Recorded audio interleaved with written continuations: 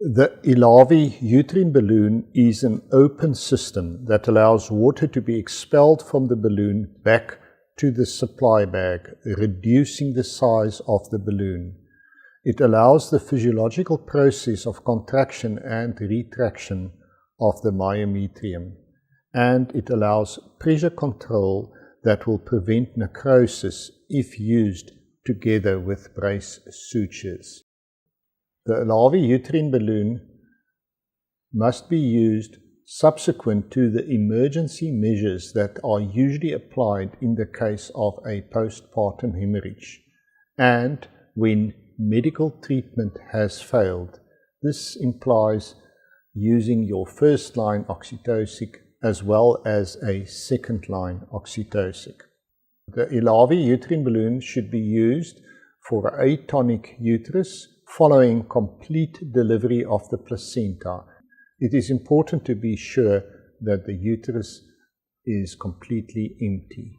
It can also be used following the manual removal of a retained placenta or the partial removal of a morbidly adherent placenta.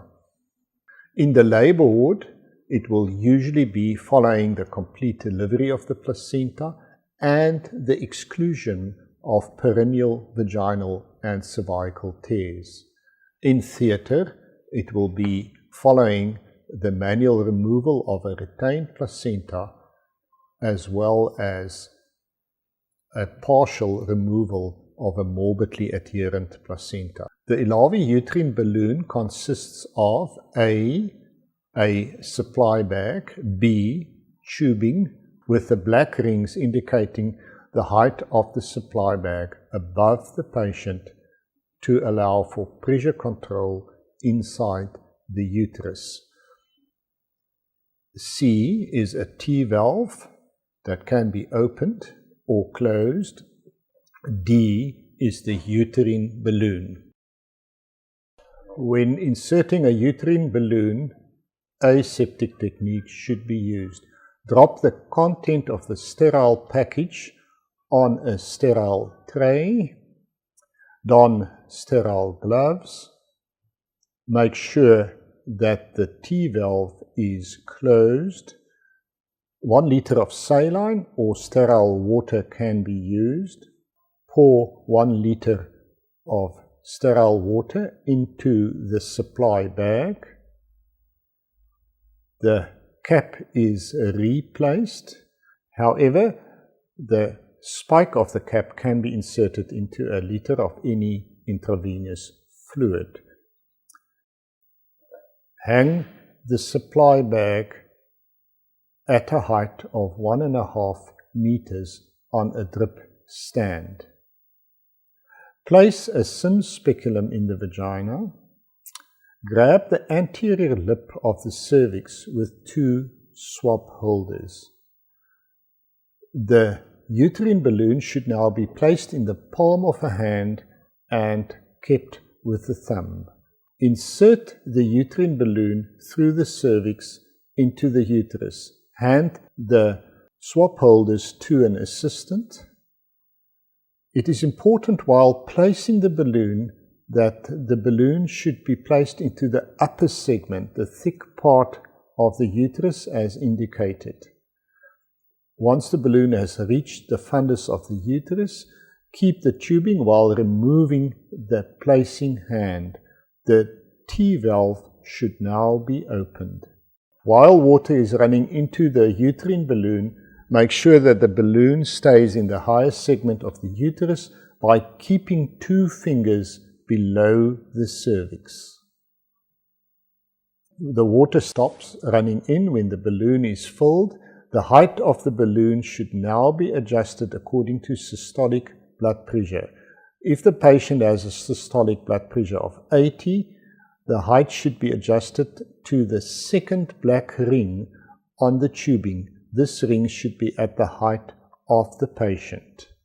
After 8 hours, the supply bag is placed on the bed with the patient. The T-valve opened. The water will run back into the bag within about 1 minute. check carefully for further bleeding. If there is no further bleeding, the balloon can be removed. If a patient is transferred to the next level of care, close the T-valve for the purpose of transfer. Following the placement of the Ellavi uterine balloon, closely observe the patient for bleeding and signs of shock. Bleeding not considerably decreased within 30 minutes of insertion means that surgical intervention must be considered. The patient should also receive a 5-day course of broad-spectrum antibiotics if the uterine balloon was used. This could be either the combination of Ampicillin and metronidazole or cefuroxime. The surgical interventions that should be considered will be a laparotomy and bimanual compression of the uterus with the patient draped in the modified Lloyd-Davis position. This allows the surgeon to observe whether the measures used to compress the uterus reduces the blood loss from the vagina. If the blood loss is less following compression of the uterus, compression sutures should be inserted. Once compression sutures have been inserted, the uterine balloon could be reinserted to assess whether the combination of compression from outside the uterus as well as from inside the uterus stops the bleeding.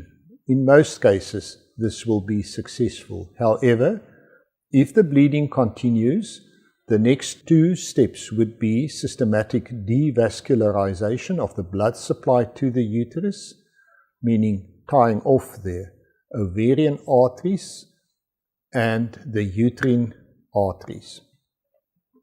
If this fails, a subtotal or total abdominal hysterectomy will have to be done. Once the balloon has been inserted, the height of the supply bag should be adjusted every 30 minutes according to the systolic blood pressure. After 8 hours, check for bleeding by lowering the bag, opening the T-valve and checking whether there are further bleeding once the balloon is empty. If bleeding continues, hang the supply bag at the appropriate height and open the T-valve. Just check again vaginally whether the balloon is still in the uterus. The total time that the balloon should be kept in the uterus is a maximum of 24 hours.